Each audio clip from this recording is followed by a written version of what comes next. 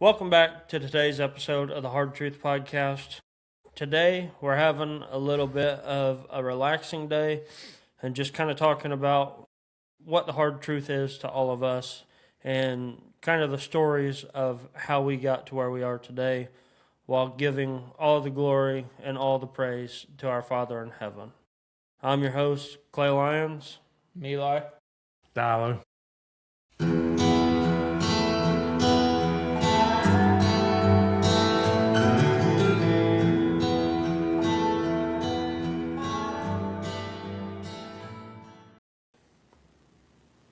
Personal opinion, anytime you're in the Word of God, you're partaking in communion. Just like when he's talking to the woman at the well. No. Yeah. As soon as he gets done talking to the woman at the well, all the disciples come back and they offer him food, and he says, I have food you know nothing about. I have food and drink you know nothing about. What he's talking about there is intimate time with his Father in heaven. Right. Mm-hmm. Am I saying this as in the physical part of communion is not significant? Because it is, and I fully agree with that. But I also fully agree that anytime I'm in my Word, I'm partaking in communion, because just as Jesus was partaking with his Father in the food and water that we know nothing about, well, now we do know about. And we're doing the same thing with him that he was doing with his Father, just like at the well. Because Yes and no. Yes and no. I feel like praying. Yeah. Well, yeah, okay. So I guess I kind of should have said it. Just my mind. You get praying you get comes. what I mean, though. Yeah. Praying comes with this for me. Right, Yeah. right. yeah. But yeah, no, I get that. I don't remember exactly how this verse goes, but I want to find it. No one can come to me unless the Father who sent me draws him, and I will raise him up on the last day. It is written in the prophets, and they will all be taught by God. Everyone who has listened and has learned from the Father comes to me. Not that anyone has seen the Father except the one who is from God. He has seen the Father. Anyone who believes has eternal life. I am the bread of life. Your ancestors ate manna in the wilderness, and they died. This is the bread that comes down from heaven, so that anyone may eat it and not die. I don't think I've talked about this with you guys. I think I talked about this when we was running Tuesday night Bible study. By the way, it's coming back. So before I go into this, what's the biggest night of the week for partying and drinking? Saturday. Yeah, Friday, Saturday. Why is that? Because we're off work is the easy answer. But it goes way deeper than that. Because the evil one knows this passage right here. To keep you out of church on Sunday. Hmm? To keep you out of church on Sunday. Speaking, yeah. Are you recording? Yeah, I am. All right. So this is Leviticus chapter 10, and it starts in verse 9, but I'm going to start in 8.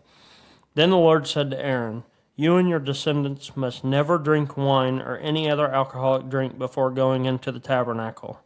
If you do, you will die. This is a permanent law for you, and you must observe, and it must be observed from generation to generation.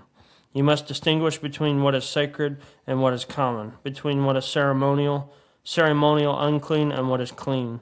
And you must teach the Israelites all the decrees that the Lord has given them through Moses.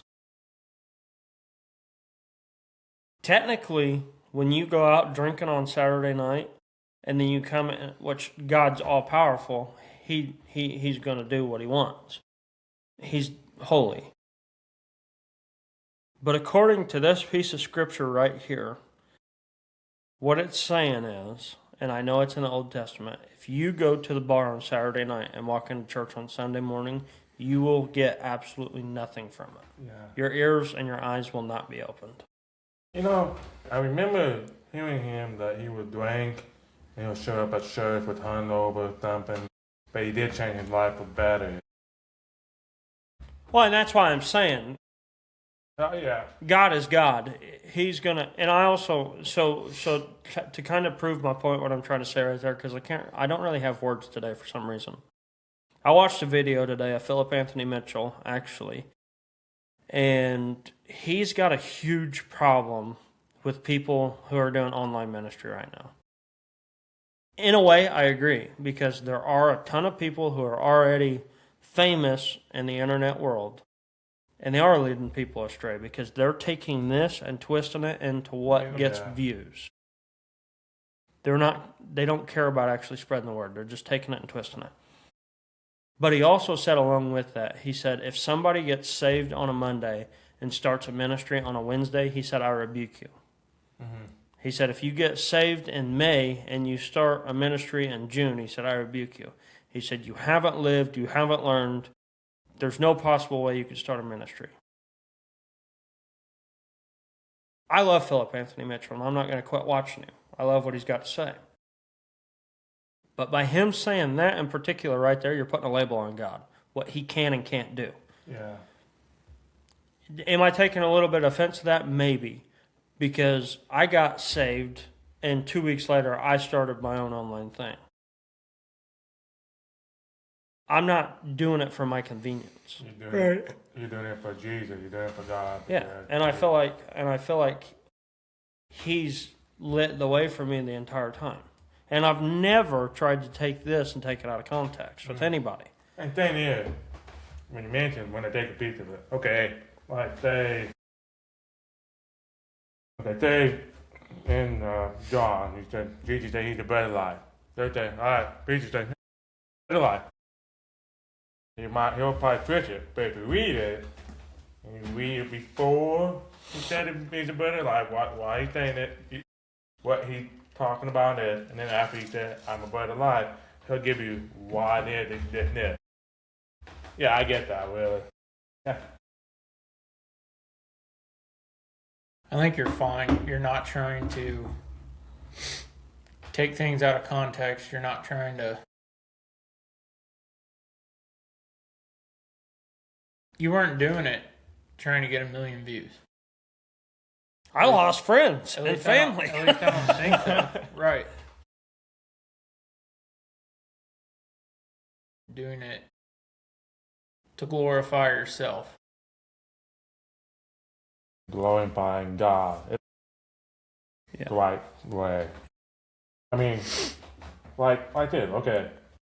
Like I talked to your grandpa.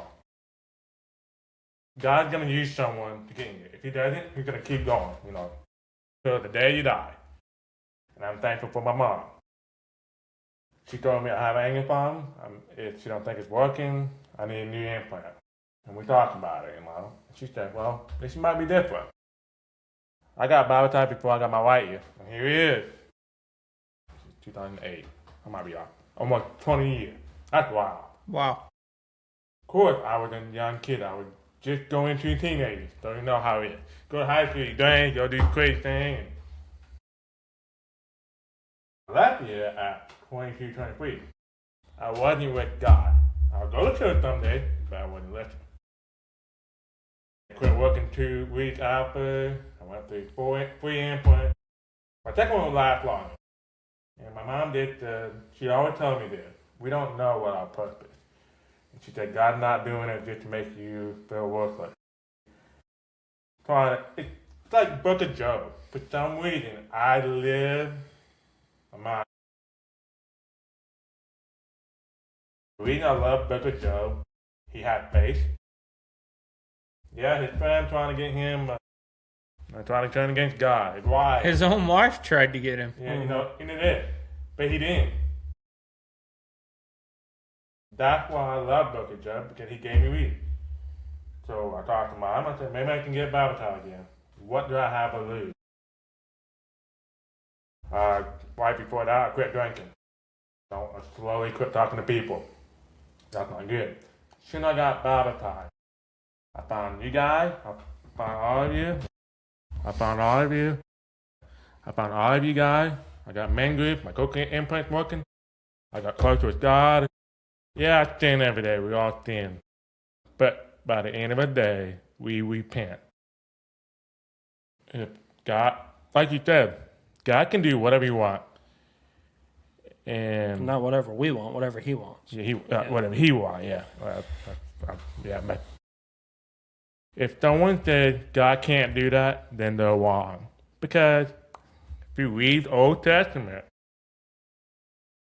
He made Job, yes, say in one of the guys that, hey, you got a faithful guy. Let me take Adam. God said, yeah, go for it. He's not gonna. I bet you my whole money he ain't gonna go against me. No, he didn't. He kept going.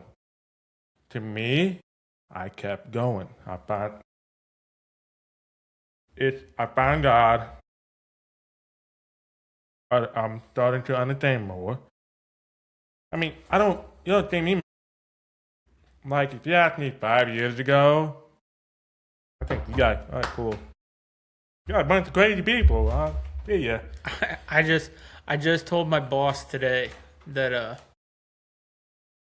I just told him about the podcast because it was like 4:30 and I was like, dude, I gotta bounce. Where do you have to be tonight? I gotta film podcast. He goes, what? And I was like, oh yeah, you would have asked me a year ago, hey, you want to do a podcast about Jesus and hunting and fishing and the outdoors? No, not in a million years. He's like, well, good for you. Yeah. It's something Just something like- unaffected. Exactly. It's like, to me, it seemed like you planted a seed in your boss. Maybe down the road, he'd be like, hey, can I go to Crossroad or whatever you got doing? It's just like men group. We try to get, it's our job to plant seed. We can't force people. We just plant a seed. We can take one bird or we can talk about it. It's just like I made a video about breakfast. I kind of wish I could have gone a little more. Like, when you talk about your weaknesses, we can vote one thing that's weakness, and I never forget that. If someone comes to me in breakfast, don't want to talk about it, that's fine. You just introduce yourself, fine. But in his mind, like, say, if I'm that person, in my mind, I'm like, nah, you guys don't have what I went through way worse. I did this and this and this. But if I listen to you guys, if I listen to your story, listen to Chuck and all that, and be like, holy, wow, okay. That's what testimony is about, but it's also God timing. God put Chuck up on the man purpose to tell what his weakness was, and he went honest with it. That's what got me to myself. I told myself, all right, I need to start being honest. I know how for the past 10, 12 years, I know I have anger, but I'm not going to admit that. It only takes one person and one timing, God timing. And here we are. I made a testimony about it. I cried to Steve. I went completely on it. I know I go off sometimes, but it's when I get, like you said, I get excited. I talk faster, but I get excited because I'm openly. Right. You're not carrying the weight anymore. Yeah. Yeah. It's not a smooth stone, but the only thing I want, and I hope I get, that we all get, is kingdom of heaven. And one of our scriptures, he said, give up your cross, come follow me, because in the end, I might be paraphrasing, the greatest treasure is kingdom of heaven. That is the greatest treasure. That is the richest man. So, Store your treasures in heaven.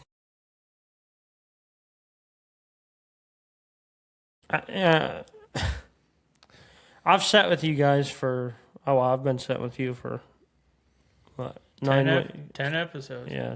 Well, okay. So what? Probably 9. 11 weeks now. 9 weeks. episodes. maybe I've been sitting with you for 6 4. or 7 weeks now. And out of everything you just said, I've been rejoicing in the Lord here lately for you guys, because you in particular, and you, I've seen it in you too. You better be praying, because I got a pregnant wife at home. Yeah, I am. I'll be praying for you. You guys are stepping out in courage now, and you're not letting fear override anymore. You're stepping out in courage, and you're letting God. And the reason why I say I've really been rejoicing in the Lord because of you two is, whether you guys see it or not, and I'm encouraging you in your faith right now. I'm not trying to. This is your only. It's all right. You're a good. You can pump my tires. Yeah, this is your So only. you don't. I'm going to give you guys a big head for one time. We'll see you guys again next I year. already got a big head. I can't get any bigger. But I noticed on Friday night, I wasn't leading men's group. You two were stepping up and leading a whole bunch of it. It's that one guy, the preacher at the standover. Wow. That's the thing about when you listen to someone that you never met. Wow. Talk about life changing. Right. But, see, yeah, and I agree. And you guys have always talked at men's group, and I'm thankful for that, because you two have encouraged other people to speak up, to stay quiet. But if you think about it, now that I'm talking about it, you guys weren't just talking on Friday night. You were stepping up and leading. And that is what I'm trying to get all of us to do down there. But by spending time here, I believe is giving you the encouragement to be able to do something like that down there. I ain't gonna lie though. I'm never running a men's group the way I ran the one on Good Friday.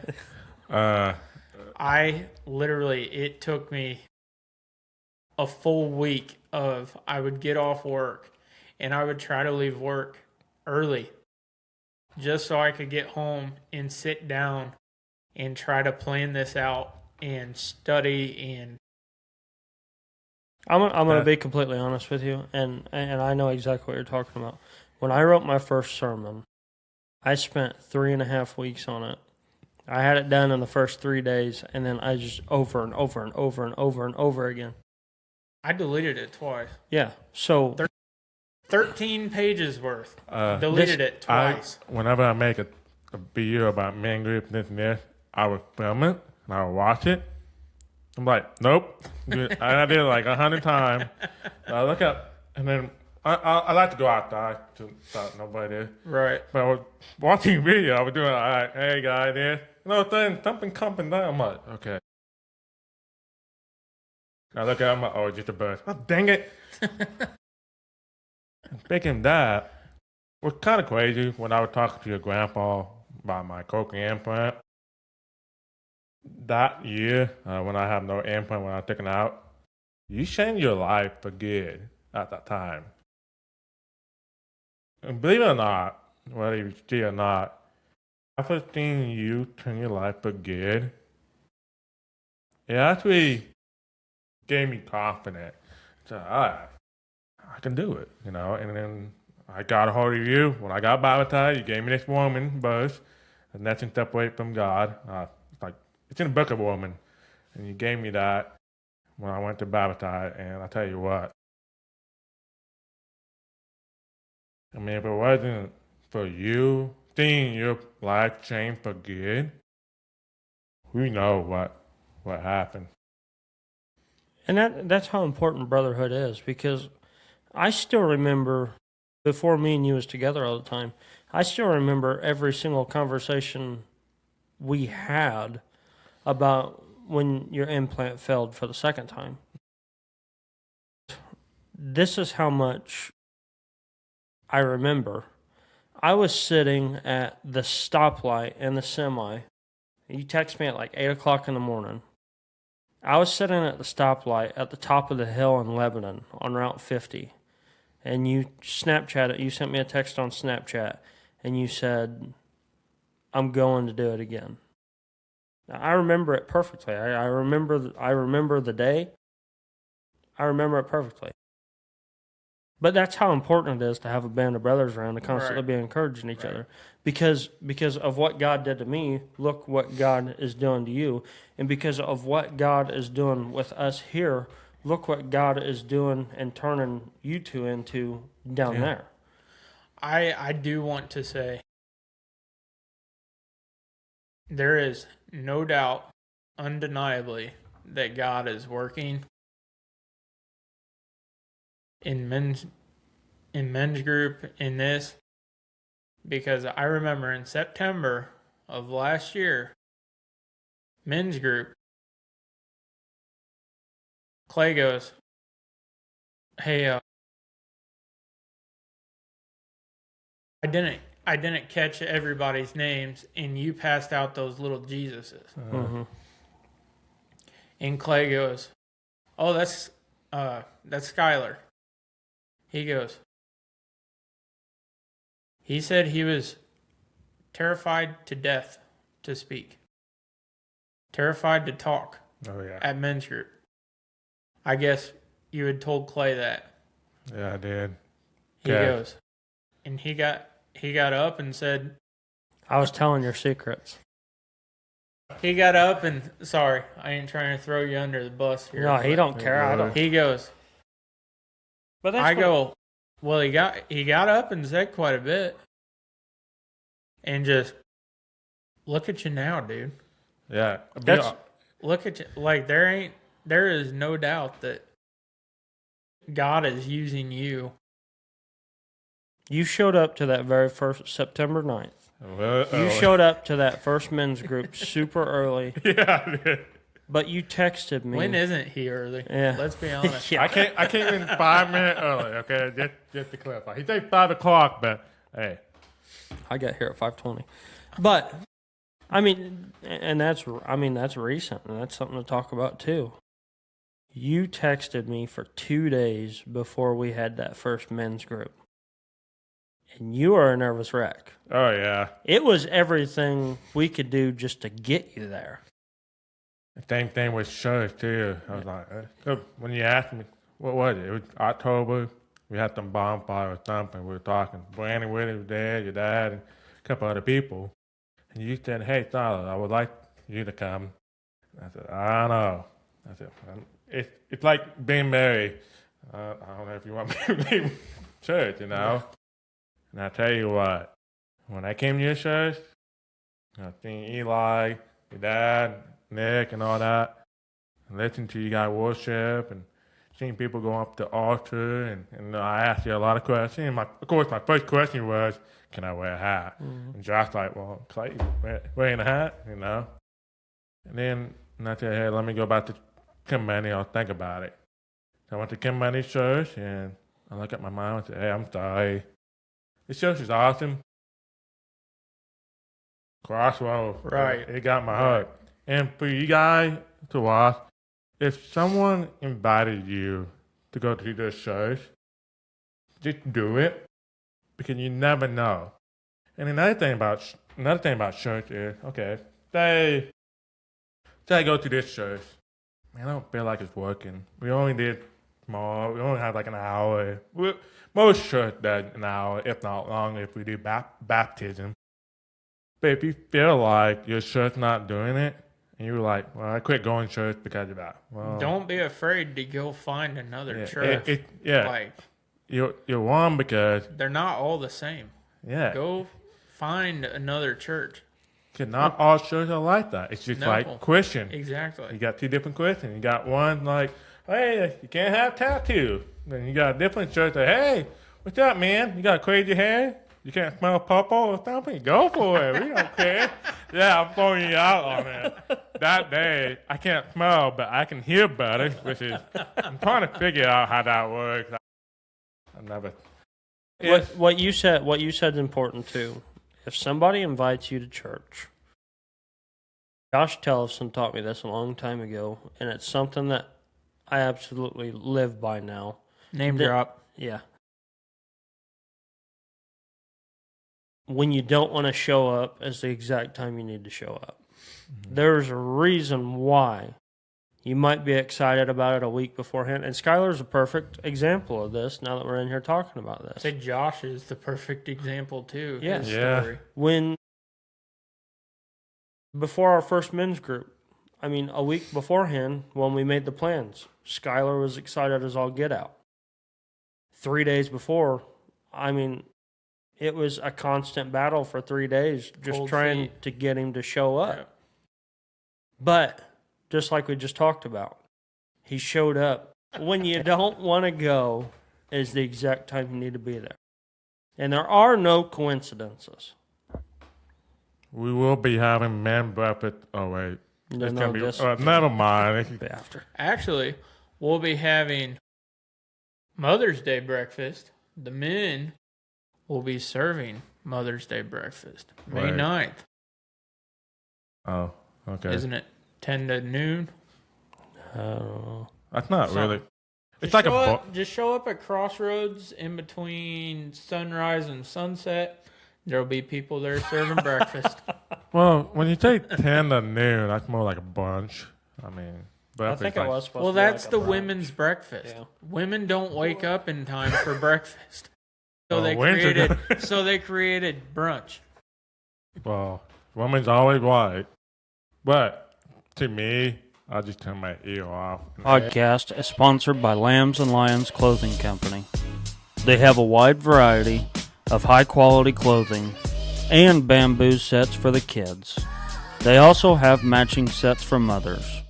I am proud to partner with Lambs and Lions because they place Jesus at the center of every design.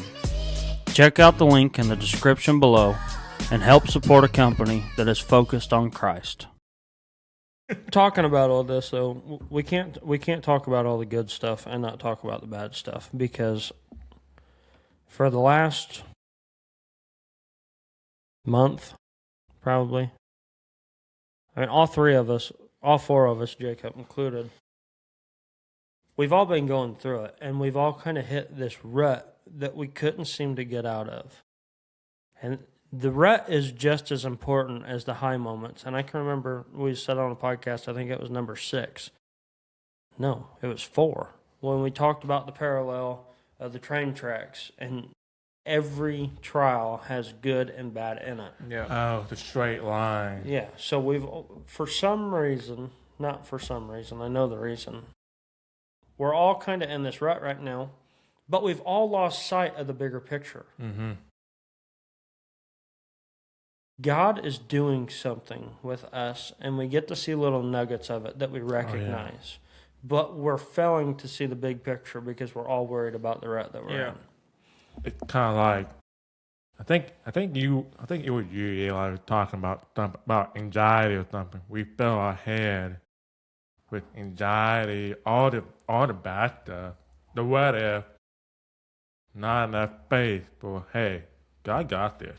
Yeah. Put trust. It's in the Bible, in the entire, from front to back. Put trust in me, have faith in me. Do not worry. If you read, it said that over and over. When the Lord's doing something, and especially when He's doing anything, I'm not even going to say major. When the Lord is doing anything in your life, then the evil one's going to try and stop it. Yep. So I want to read, and I was going to save this for you. The closer you get to God, the harder He's going to attack you. Yep. Oh, yeah. And I think that's one thing that I've finally come to the realization of, is the only way the evil one can stop you when you're working for God is if you let the evil one stop you. Yeah. And me personally, in this rut that I've been in, or if he deceives you. Yes. Mm-hmm. I've been letting the evil one into my head, and I've been trying to take control over again, and I've been trying to force things in my own way. So I was going to do this when you asked your question, but that's going to be another podcast now. So I just want to read this. With the rut that we've been in, and it's Isaiah chapter 50. I'm not even cutting any of this out. I can't talk today. You guys all know that I can't talk now. Now you know. Yeah, now you know. I'm not cutting it. You want me to read it? No, it's okay. We're just going to roll with it. It's Isaiah chapter 57, and it's starting off in verse 15.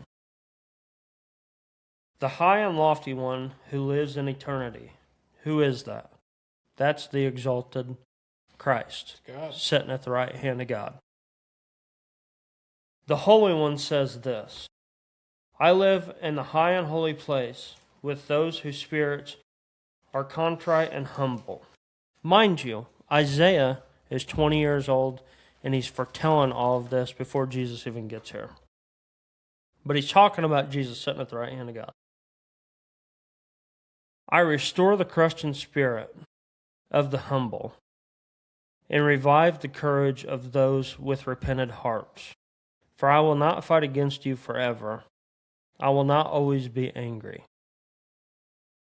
And I've kind of been in Isaiah a lot here lately, but this in particular is talking exactly about what we're going through right now. Because guess what? Jesus has got us. Mm-hmm. He's sitting at the right hand of God.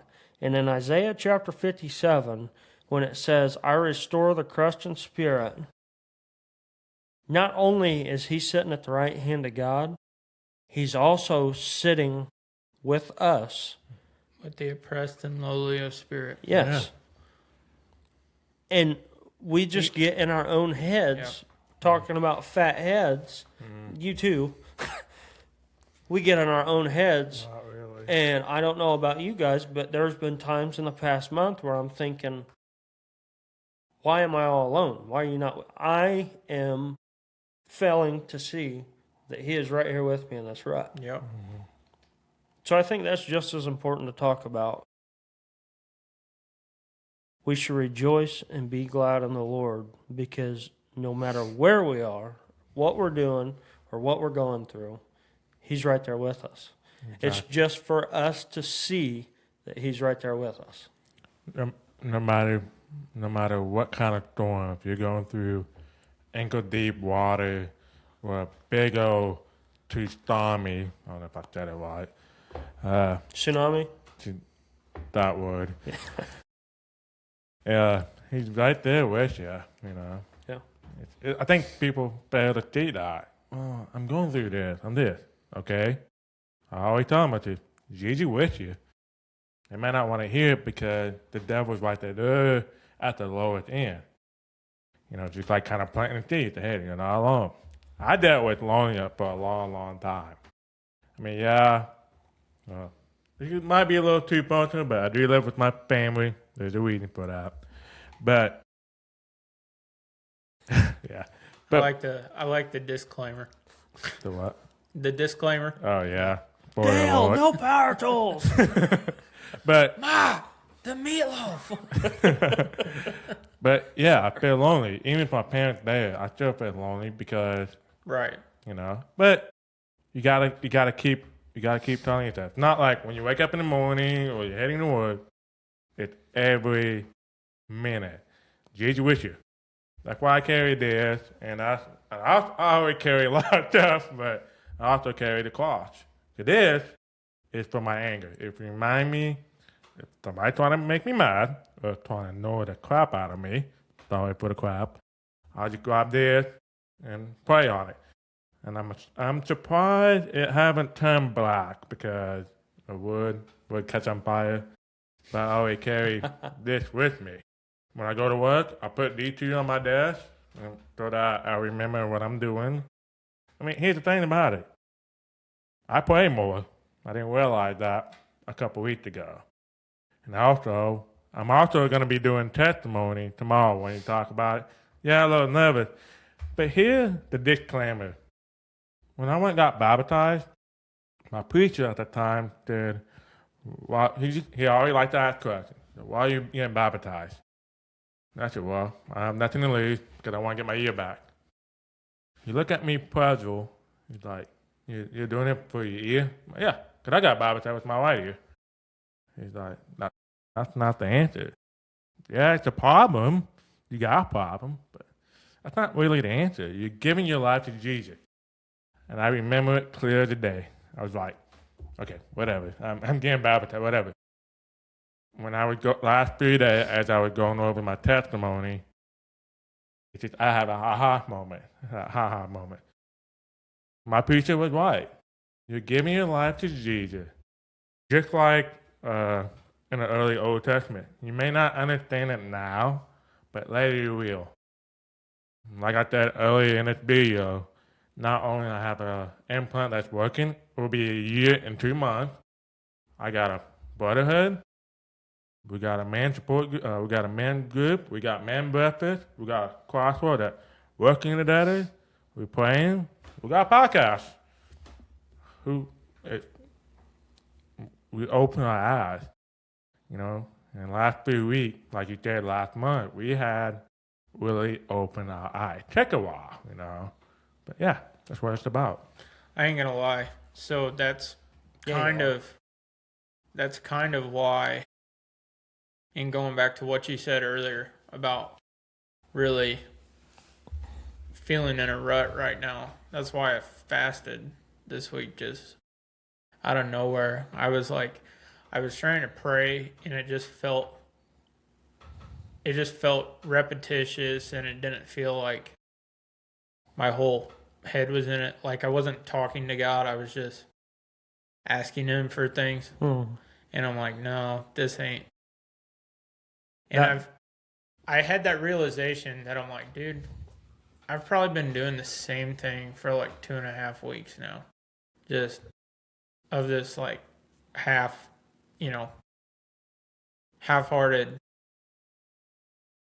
type prayers. And it's just like, no, I need to change. And even when did I start? Monday? Even Monday, it still wasn't anything, but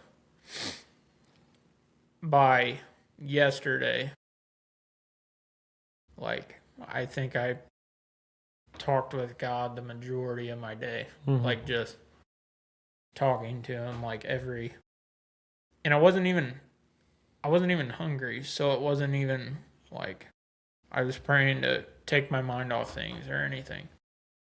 Like, that's the weirdest thing. Not once this week did I get hungry. It's that little audible voice saying, Yeah. give your all to me. Right. Because, I mean, I've been in the same way. And I found myself here, which you guys know, but I'm going to be completely open with you guys too. This past Sunday, which would be 2 weeks ago from when you're seeing this, I wasn't going to go to church. I walked in the doors late. I sat in my seat. I prayed the entire time. You know, it was finally, God has to smack me in the back of the head to get me to do anything, I guess. But it was finally like, hey, you're going to burn yourself out. Give your all to me right now, or this is over, is how I was feeling. I know he'll never leave or forsake me, but what he is building through us. He can teach you a lesson, though. Yeah, I feel like he was about to put me in the belly of the whale. And he's like, right now, this is your time. I'm done playing these little games with you. You've had a hard time. Get over it, crybaby. Give your all to me. And I did. I mean, I couldn't help myself. I took my hat off. I sat in my seat. My head was on my knees, and I couldn't stop praying, And finally, I got to a point where I felt like I could stand up and start worship again. I didn't want to cry in front of Callie. And as soon as I stood up, no joke, as soon as I stood up, I felt a tap on my back from Skylar, and then Steve's grabbing me around the shoulders, and he said, let's go now. He didn't know. But God put Steve is an incredible man. I'm thankful for Steve. God put Steve right there to say, well done, my good and faithful servant. Yeah. Like, you're finally realizing you can't do this on your own. Yeah. You got to give me all of you, or none of this works. And he finally got it. He got it. And we were there. And Steve also grabbed me and said, "Hey, we're going with Clay." Like, wow. And I tell you what, when you mention that, I might not understand it later. I might not understand it now, but later I was like, for some reason, that's been heavy on my mind. It's like, we had a guy praying over us. And I had somebody on my right hand. I thought somebody on my right shoulder, and I thought it was you. But it was somebody else, and he prayed. And then for sure, I went up to that guy. I think his name was Brandon. And I thought, hey, thank you. Yeah, no problem. And it's like, I felt like a sheer, like a tear, joy. I'm like, wow. But I went to my truck and cried, but that's all right. But it's like, wow. And like you said, Steve didn't know it. Steve didn't know what we were going through because we were trying to, we're still doing the men thing. All right, the world said, hey, shut up and do it. Move on. But, and about you, Eli, when we think about prayer, what was it? I think Steve said something, either Steve or I must have seen something. He said, when you pray, you say, thank you for letting me live. You give all you think. Pray for someone that need it. And then talk. Give me what you need. But and I think something, it said, if you give me what you need first, you might get it, but you might not like it. Right. When you pray, you always give your thing. Pray for someone that needs something. Then tell me what you need. What we need. You may not get it now or tomorrow, maybe next year.